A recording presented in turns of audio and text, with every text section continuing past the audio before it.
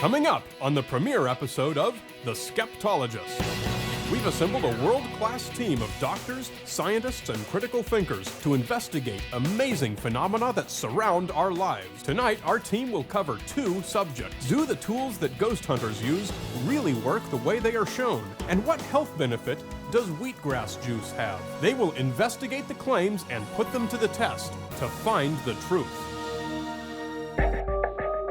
My name is Phil Plate, and I'm an astronomer and writer. I have a PhD in astronomy that I got from the University of Virginia using Hubble Space Telescope. My name is Mark Edward. I'm a performer. I'm an entertainer. My name is Yaoman Chan. I have a degree in physics from MIT. I am the Chief Technology Officer for the College of Chemistry at the University of California at Berkeley. Michael Shermer, publisher of Skeptic Magazine. I have a master's degree in experimental psychology and a PhD in the history of science. Kirsten Sanford, and I'm a physiologist. I got a PhD in physiology from UC Davis. Stephen Novella, an assistant professor of neurology at the Yale University School of Medicine, president of the New England Skeptical Society, and the host of a weekly science podcast, The Skeptic's Guide to the Universe. And I'm Brian Dunning, your host, and these are the Skeptologists.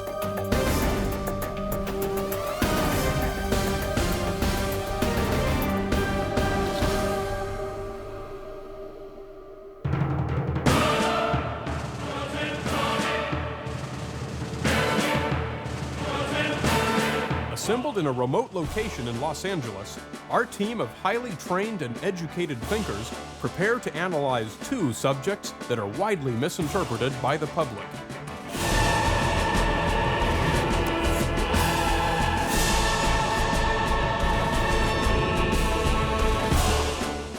Well, we finally made it here to the Mount Wilson Observatory, and we are in the dome of one of my favorite places, the 100-inch Hooker telescope.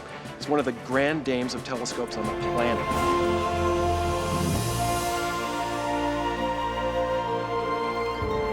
At the bottom of this telescope is a 100-inch mirror. It's over 8 feet across, 13 inches thick, 9,500 pounds, 4.5 tons of glass. And yet this thing is still a precision instrument, and it's still being used for research even today. But 100 years ago, it was used by Edwin Hubble, the astronomer, after whom the space telescope is named.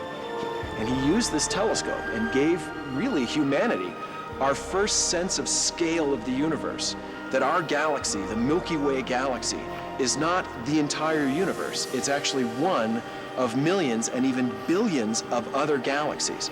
And so scientific history was made here. It was a first step in our understanding of the size of the universe. But before we can unwrap the mysteries of the universe, first our team must tackle tonight's challenges. I see a lot of these paranormal TV shows, and they actually use scientific instruments to detect the presence of ghosts. I'm interested in what these instruments actually do. I mean, they certainly were not designed to measure anything paranormal or ghostly. If ghosts emit light, we should be able to detect it. If they emit heat, thermal cameras should be able to pick that up. A lot of people are drinking wheatgrass juice these days to get extra energy and to get extra vitamins. What do you guys think about that? I don't know. What's the claim? That it has energy, it has chlorophyll, but I haven't seen any evidence to really support those claims. I mean, I'd like to talk to somebody who's selling it, is using it, and see what they have to say. I'll even be willing to taste it and see what it's like. In order to investigate the tools of ghost hunting, we'll need two things. First, a place notorious for ghost sightings. Where would we find ghosts around here? The Queen Mary would be a great place to go. It's they even have a ghost tour there, so I mean... And of course, a team of alleged ghost hunters who use their special equipment to find them. I think we should get ourselves some paranormal investigators and see how they find ghosts. I hear they have all kinds of instrumentation to detect ghosts. And to examine the claims made by the proponents of wheatgrass juice, three will go to a health food store to hear about the claims firsthand. Their own experience. Well, John at the health food store, he's totally into this stuff, and we could probably just go there and ask him and try it. The team will split up. Three will go to the Queen Mary to use scientific instruments to look for ghosts, and the other three will go to the health food store to check out wheatgrass juice. Looks Let's like do we're it. split. Let's go. Let's go. So we brought our camera to the street to see what people think about ghost hunting tools and about drinking wheatgrass juice. I love that stuff. I love the paranormal shows. I live for that. Yeah. I don't, personally. I do believe that the paranormal exists, but I just think that sometimes in those shows they're going to exaggerate a bit on it. I suppose if you're able to put people in space, then why not be able to detect stuff around you? I think they can measure energy. Now, what type of energy that is, I don't know exactly. I'm not a believer.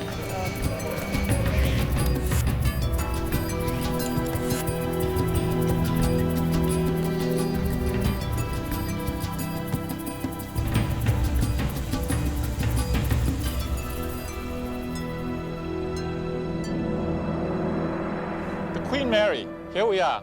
Take a look at that thing. It's incredible. The 3 skeptologists assigned to the ghost hunting tools investigation have arrived at the Queen Mary and have called upon infrared astronomer Michelle Thaler from NASA to assist with a very special instrument. Right, we are all set. If ghosts are warm or cold, they should be able to show up in the infrared camera. Perfect. Let's go too. Let's head in. We arranged for a group of professional paranormal investigators to take us through the Queen Mary and show us the tools they use and how they use them as we search the famous ship for evidence of ghosts. The team from the Southern California Paranormal Research Society claim to have used their tools to document real evidence of the supernatural. Candace, nice to meet you. We are not scientists. We're people that have just donated our own personal time, money, and effort into helping people that do believe they're living in a haunted situation, that are looking for answers. We're the guys that you call when you really can't get rid of something and it's real, and it's really malicious. Queen Mary has very strange effects on people. Perfect Strangers, one of the reasons it is considered a haunted boat is a lot of people go on the boat and feel something. We've had what we call walk-ins or push-ins, where something else affects you, not just mentally. You don't just get dizzy, you don't just get sick. If anyone here does feel something weird, if you feel stuck to the ground, if you feel heavy pressure, if you feel cold on the back of your neck, tingly sensations, something that's out of the ordinary where you have to sit and go, wait, what is this? Don't be afraid to speak up. This boat has a reputation for having hitchhikers, spirits that are leaving the boat on a human host. That's what we're dealing with here. A lot of the tools we use detects energy. We have to find it. And to do that, we definitely have to get on the boat and get started. So. Across town, the remaining skeptologists are on a mission to find out more about wheatgrass juice and its supposed health benefits. So here we go. We're going to try it. Is it a place? Michael Shermer knows a local organic health food store owner, John Hopkins, who has made fantastic claims about wheatgrass juice. So John, as you know, I'm kind of a health nut and a cycling nut and like my protein shakes and stuff, but I've never tried wheatgrass, and we've heard about it. You want to try it, don't you? Yeah, maybe. Okay, my name's John. I'm proprietor of this little health food store we're sitting in. I've been doing this for about 32 years. I promote a vegetarian lifestyle. Wheatgrass comes from baby wheat, but we cut it and we put it in our juicers and extract the chlorophyll from it and drink that, because it's the chlorophyll that's detoxifying. And that's the main reason why people drink wheatgrass, is to get the chlorophyll. What does that do? Well, the chlorophyll detoxifies the body. And that's better than just having your green vegetables? Oh yeah, this is a complete food. It has over 105 known nutrients in it. If the average person spent a few minutes researching for themselves, they would find the fact that there is very little nutritional value. However, we found most people don't do that. Because it's supposed to be healthy, clear you out. It tasted horrible. I think the fact that it tastes bad kind of helps them justify it being real healthy for you, because things like exercise and things that are usually really good for you aren't usually that pleasant. You'd have to trust that the information they're giving you has been researched, and they're putting it on air or putting it in a book, then someone's done the research. Like, they just feel have more energy, and I don't know. I mean, there has to be something to it then. She was a born ghost hunter. That's how we met, actually. Both of us have been into it ever since we were young. Well, it was about 5 o'clock in the morning. I was woken by a woman's voice, and it was like a singing voice, and then followed by 1930s, 40s music. And I even went out to reception to ask if they'd seen a woman come past, and both receptionists said no, nobody had come past. The RMS Queen Mary, a majestic ocean liner, sailed the North Atlantic Ocean from 1936 to 1967. In addition to ferrying passengers between Southampton, England, and New York, the Queen Mary also provided troop transport duties in World War II. Retired since 1967, the ship is permanently berthed in Long Beach, California, and now serves as a museum, hotel, and convention center. This is the first class pool. This is one of the haunted highlights as advertised in their tours. Many things have been noticed here. There have been the footprints of little children found running around the pool when no little children were present. There have been the sounds of splashing and people swimming when there was no water in the pool. Over the years, activity seems to be centered around this pool consistently. There is a child spirit that is rumored to be here. Her name is Jackie. Many people have heard her. Many people have thought to have seen her, recorded her voice. What other equipment have you used in this particular area?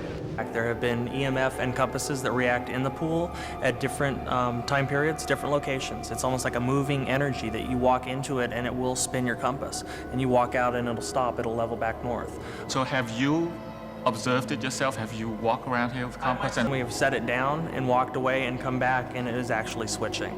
Although the ship's tour schedule prevented us from doing actual tests in the pool area, the paranormal investigators claimed that they had personally witnessed the compass being moved by spiritual energies here. So this is the pool.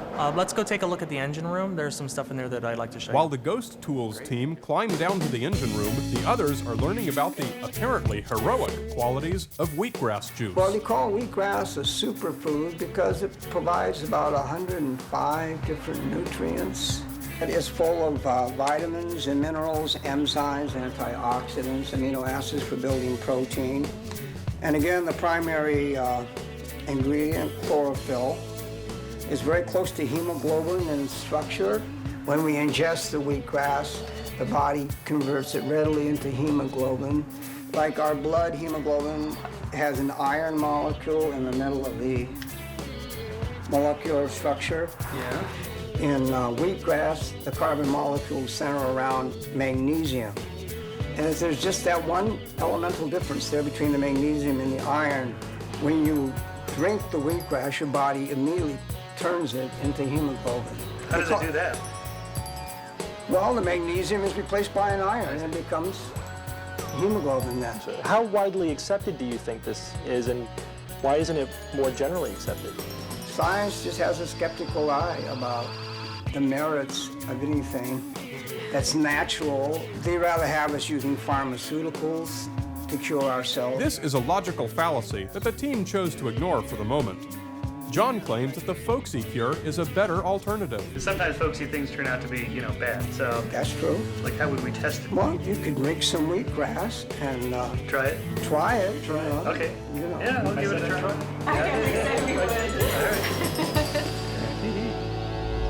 The colorful history of the Queen Mary includes many tales of haunting and paranormal activity. This aspect is carefully used to market the attraction. Professional paranormal researchers now consider the Queen Mary a hotbed of ghost activity and the subject of countless investigations. These claims are fueled by exposure in both print and television media. One popular story is that of a ship fireman killed in the engine room during a drill. It is said his spirit haunts the ship to this very day.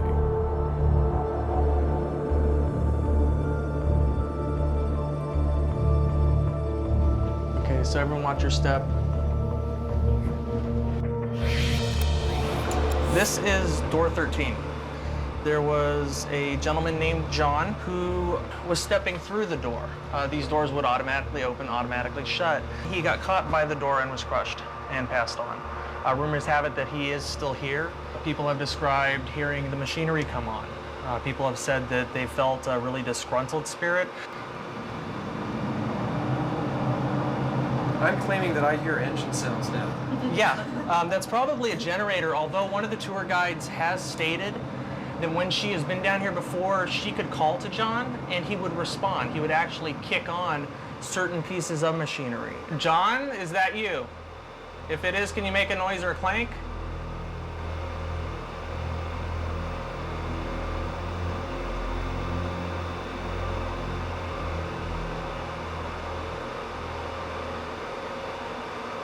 So that must have just been a generator. I've seen the tour guide do this, and machinery was kicking on. It was a little eerie at the time. Have you guys witnessed anything?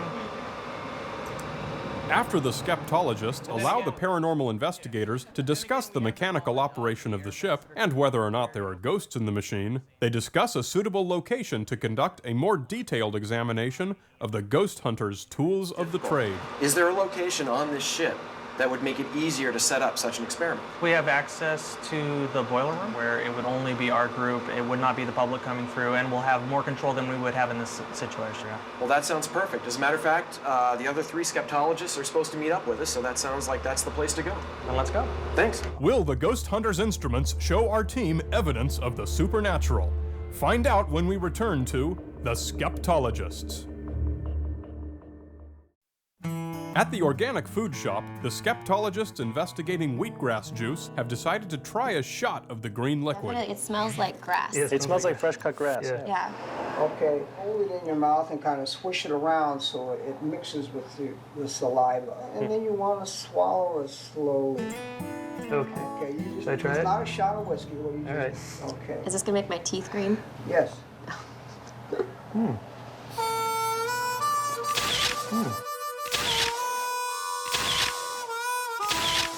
It doesn't taste that bad. Really. I mean, as children, we have It's an strong. instinctual side of us that's drummed out of us by our parents, and we kind of reach for grass and chew on it. It's kind of sweet. It's not as bad as I thought. I mean, I heard it was bad, but it's not bad. It's actually... It's a strong flavor. It's strong. It's a strong flavor. Sometimes I have a more bitter batch. It depends. It's a little bitter chaser on there. On the soil as well as. There's an after kick. Yeah. And a little bit, I don't know, it's earthy. Definitely different than vodka. Smoother. Yeah. I'm glad I tried it. I don't know if I would try it again. I'm not sure. Thanks for having us. Thank you so much. Very nice meeting you. After the 3 recover from their wheatgrass shots, they meet up with the rest of the crew inside the boiler room of the Queen Mary ship. Here's the rest of our team. Hi. The group were then introduced to the various tools typically used by the paranormal investigators. The skeptologists allowed the ghost hunters to present their claims. And I'll just show you what we typically use. We'll start with temperature. It's very important to get a baseline temperature in a room. It measures surface temperature. If there's, let's say, a warm spot in the wall and it's a heat pipe or maybe it's electrical, this is something we can kind of look at to say, you know what, there's something here. You know, let's work with that. This is a K2 EMF detector. It detects EMF. It is a very simple unit. It goes from 1.5 to plus 20. It can be handheld. Is it energy? Is it random? Or is there actually a intelligent consciousness working with us? Now, this is the holy grail for paranormal investigators as well as scientists. The ghost hunters claimed that the infrared camera was one of the most effective tools for capturing the spirit world, so we made sure to have one available. NASA is pleased to have it here at your service. We're grateful for them. This is a camera we use mainly for education purposes. Dr. Novella poses a simple question to find out the ghost hunter's understanding of the device. Now, can that image like a free-floating cold spot in the middle of the air? Does it have to be a thing, the temperature of physical stuff? These devices, when used before in paranormal investigations, have documented free-floating cold spots, temperature changes in ambient that are moving, some seem to have silhouettes walking. This device has done some amazing documentation for our side. The ghost hunter continued to make claims that were against accepted science. However, that didn't stop the skeptologists from taking part in a ghost hunt of their own, in order to examine the way these devices are supposedly used to seek out the paranormal. Now is the time when everyone can grab a tool, we can go out and kind of put this into motion. But we'll definitely take advantage and see if we can't come up with something that you guys scratch your head at and say it's, out of the norm. So everyone grab something, let's go. Dibs on the flare. In the hands of our ghost hunters, will the scientific instruments provide solid evidence of the paranormal? Coming up next on The Skeptologists.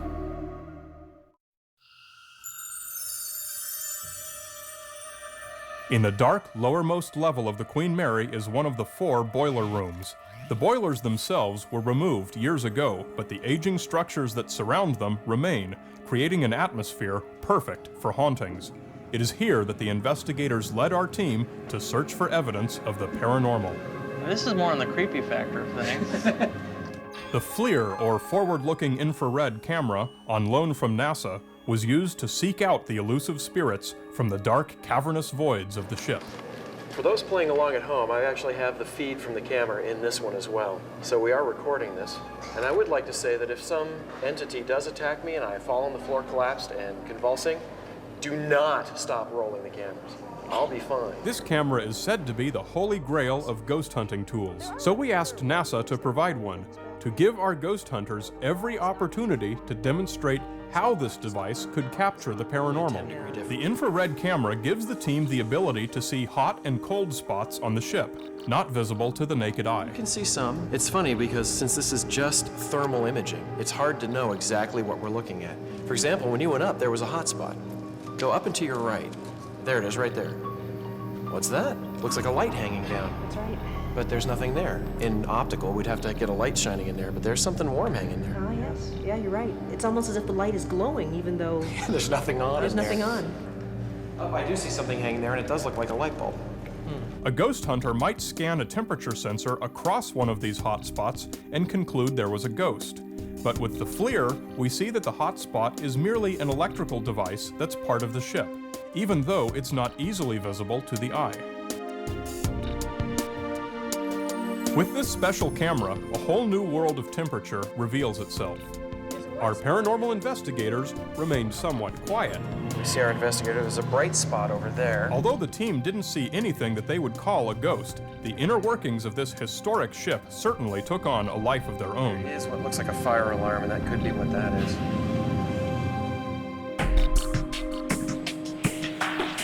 While part of the team continued searching for apparitions with the infrared camera farther into the ship, the others sought energy in the form of electromagnetic radiation inside the cavernous boiler room. Okay, so basically what we do during investigations is we get our base readings. It's part of our protocol, and what it is that we take the base reading of the entire room.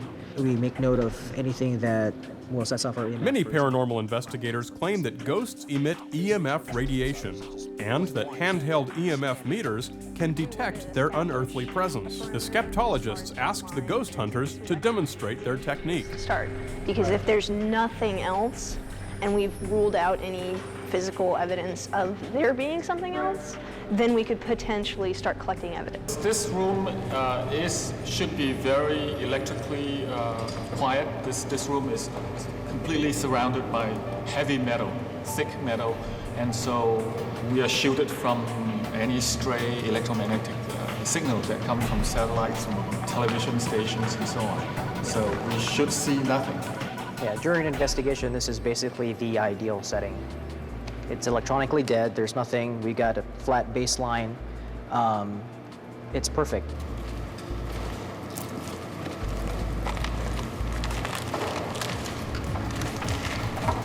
After an exhaustive search, no readings were found that deviated from baseline. The ghosts didn't want to play. I'm satisfied. Nothing around here. Dead as a doornail.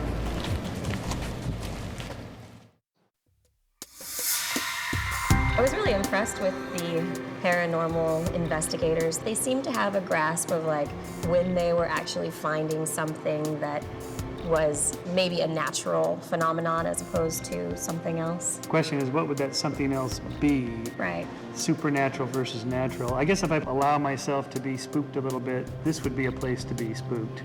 Whenever I come to these really haunted locations, I never see a ghost, and I'm beginning to take it personally. Tomorrow, I really want to take a much closer look at all these instruments, see what they really do. All right? Sounds good. Sounds All right, good. let's do it.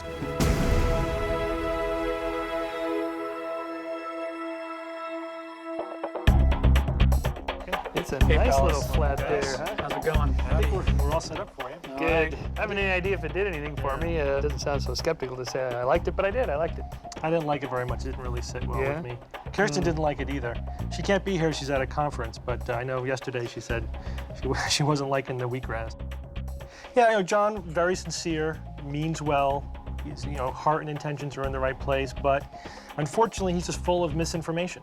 and that's leading him astray. So we couldn't really go and do years of medical research to test every claim that the wheatgrass proponents like John are making. So we had to look at the science and the literature and what studies have already been done and some of the basic science to see is it plausible. Well, John specifically mentioned chlorophyll, and he said very specific things. And again, the primary ingredient, chlorophyll, is very close to hemoglobin in structure. When you drink the wheatgrass, your body immediately turns it into hemoglobin. Well, there's a lot of problems with that chain of logic. The first is that chlorophyll gets broken down into bits in our stomach. It doesn't get absorbed as an entire molecule. The second is that while similar to hemoglobin, it has the same chemical piece, a porphyrin ring. There's differences. There are other pieces to the chlorophyll molecule, so it's not the same thing as hemoglobin. In reality, it wouldn't matter. The chlorophyll's not being absorbed, it's not being made into hemoglobin, and you could drink a cup of blood filled with actual hemoglobin, and it wouldn't get made into hemoglobin. As long as you have enough iron, your body can make all the hemoglobin it needs. The chlorophyll claims don't make sense from a basic science point of view, and we have evidence that it's getting broken down and not absorbed as chlorophyll. This is being promoted as a superfood. Well, they call wheatgrass a superfood because it provides about 105 different nutrients. It's full of vitamins and minerals, enzymes, antioxidants, amino acids for building protein. But it turns out that's not quite right either. There's actually not that many nutrients in wheatgrass. It's actually a very, very poor food. That's why cows and animals that live on grasses have to eat all the time, because it's actually a very poor source of nutrition. For some comparison, 1 carrot has about 15 times the beta-carotene as a typical serving of wheatgrass. You'll get more iron in a bowl of macaroni than you would in a serving of wheatgrass. There's more